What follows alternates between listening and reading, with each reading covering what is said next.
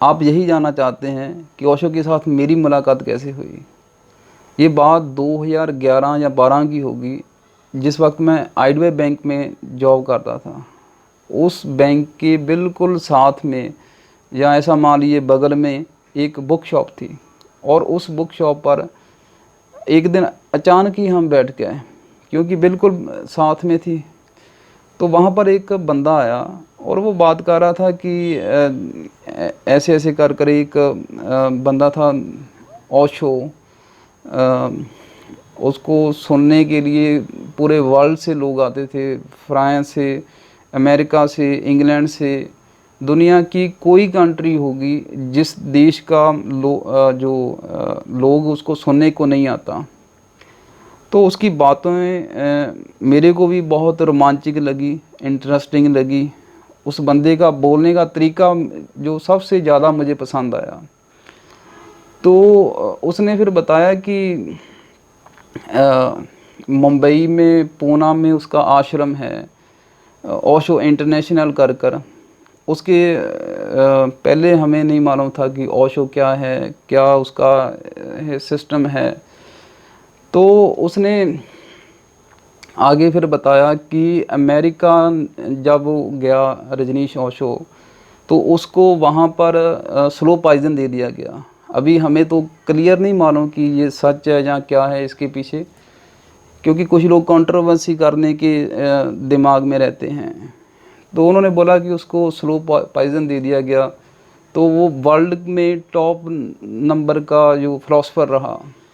और एक उन्होंने बताया था कि गांधी पर उन्होंने एक स्पीच दी थी 1984 में, 1984 में।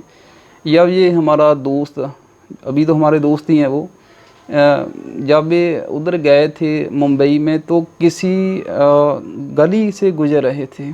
वहाँ पर उन्होंने फर्स्ट टाइम ओशो का जो कैसेट सुना था, बहुत अच्छा लगा। किसी ज़रूरी काम के लिए जा रहे थे, लेकिन उसका बोलने का अंदाज़, उसका बोलने का तरीका, उनकी शब्दावली को सुनकर वो इतना मतलब रोमांचित हो गए, वहाँ पर ही जैसे रुक गए। जैसे आपने देखा होगा कि बहुत लड़कियाँ सुंदर होती हैं, लेकिन कोई ख़ास लड़की या कोई ख़ास लड़का इतना इफ़ेक्टिव या मन को मोह लेता है कि इंसान उसको देखता ही रह जाता है। और जैसे उसका, जैसे बोलते हैं ना कि सांस ही थम जाते हैं एक जगह पर, दिल की धड़कन उसको देखकर अजीब हरकत करती है। तो वो रुक गया वहाँ पर। फिर उसने बताया कि जपजी साहब पर उसने बहुत सुंदर व्याख्यान दिया। तो ऐसी बातें जब उनकी हमने सुनी, तो मेरा बहुत इंटरेस्ट बन गया कि आखिर ओशो के बारे में जाना जाए कि ये क्या है। एक बहुत सुंदर कथन उसने ये भी बोला कि एक लेक्चर किया था ओशो ने, शायद पूना आश्रम में।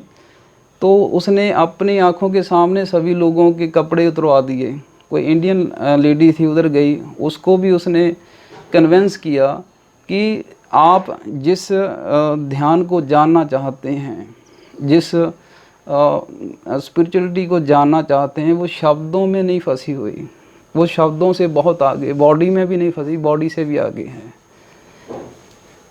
तो उसकी इतनी हिम्मत वाली बातें सुनकर, उसकी टेक्निक को सुनकर, उसके बारे में जितना भी हम 10-15 मिनट में सुन सके, तो एक क्यूरोसिटी पैदा हो गई। इंटरेस्टिंग लगा कि अरे यार, इस बंदे की बारे में और कुछ जाना जाए। लेकिन उस बंदे को फ़ोन आ गया, वो चला गया वहाँ से। तो हमारे मन में इच्छा हुई कि ये ओशो कौन होगा। 2012-13 में इंटरनेट के बारे में हमें भी ज़्यादा नॉलेज नहीं थी। तो ऐसे ही फिर उस बंदे का नंबर भी नहीं था हमारे पास। फिर मन में ख्याल चलता गया कि ये ओशो कैसे, इसके बारे में पता चले, आखिर ये क्या बंदा है और क्या चीज़ है, इसके बारे में हमें जानना है। तो दूसरे ही दिन हमारे बैंक के सामने एक और बुक शॉप थी। उस बंदे के साथ हमारी दोस्ती थी। हम गए तो शॉप के ऊपर ना एक जैसे कपड़ा सा बंधा हुआ था, वहाँ पर मैगज़ीन जैसे लगी हुई थी, 1 2 3 4 5 10 20। तो उसमें एक नाम लिखा था ओशो, यस ओशो वर्ल्ड, शायद ऐसा, आई थिंक ऐसा ही था कुछ लिखा हुआ। तो मन में ख्याल आया, अरे यार ये कहीं वही ओशो के बारे में तो नहीं मैगज़ीन है जिसकी हमने कल बात सुनी थी। तो मन में ख्याल आया कि चलो देखते हैं, यहाँ पूछते हैं इनसे। शॉप वाले से पूछा, उसने बोला कि ये यस ओशो वर्ल्ड का कोई मैगज़ीन है जिसको बहुत कम लोग ही जैसे पढ़ते हैं। तो हम वहाँ से मैगज़ीन लेकर आए।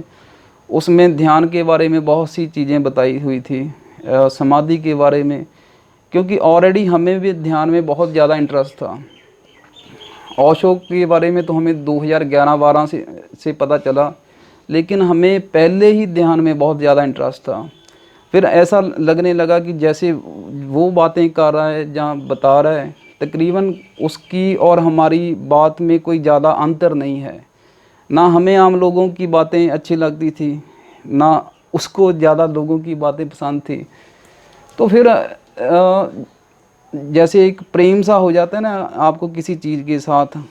हमने फिर उसकी किताबें मंगवाई, आश्रमों में गए, ओशो की बहुत फ्रेंड सर्कल भी बना। फिर मन में ख्याल आया कि क्यों ना इस पर्सन की जो इतना इंटेलिजेंट और इतना इफ़ेक्टिव फ़िलासफ़र भी रहा और जिसने दुनिया को चेंज करने के लिए मील का पत्थर साबित होने में कोई कसर नहीं छोड़ी, इसके बारे में जानना चाहिए।